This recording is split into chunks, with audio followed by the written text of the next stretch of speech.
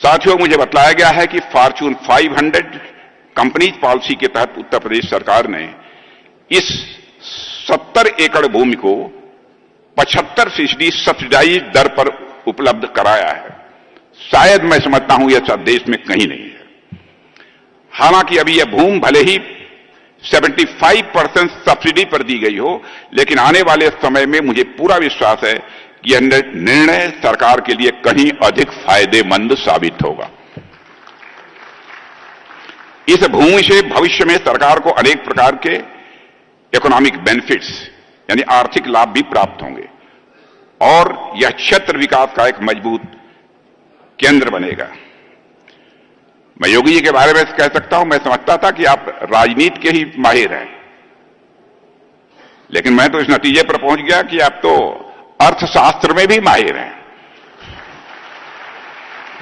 कैसे मुनाफा कमाया जा सकता है, इसकी कला आपको अच्छी तरह मालूम है। और हमारे प्रधानमंत्री मोदी जी जिस तरीके से देश को चला रहे हैं और अंतर्राष्ट्रीय जगत में भारत का मस्तक जिस तरीके से उन्होंने ऊंचा किया है, बहनों भाइयों, इसकी जितनी भी सराहना की जाए कम है। मैं तो कहता हूं भारत के बारे में, पहले इंटरनेशनल फोरम पर भारत कुछ भी बोलता था तो भारत की बातों को जिस गंभीरतापूर्वक लिया जाना चाहिए, इंटरनेशनल फोरम पर नहीं लिया जाता था। लेकिन आज इंटरनेशनल फोरम पर भारत कुछ बोलता है तो सारी दुनिया कान खोलकर सुनती है भारत बोल क्या रहा है। यह भारत की हैसियत बनी है।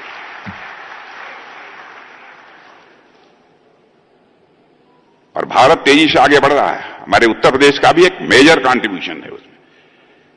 और प्रधानमंत्री जी के मार्गदर्शन में 2030 तक उत्तर प्रदेश को $1 ट्रिलियन की अर्थव्यवस्था बनाने का लक्ष्य जो मुख्यमंत्री जी ने निर्धारित किया है वह प्राप्त होकर रहेगा, क्योंकि हमारा जो लंबा राजनीतिक जीवन का अनुभव है, जो कुछ भी देखा है, सीखा है, उस आधार पर मैं कह सकता हूं।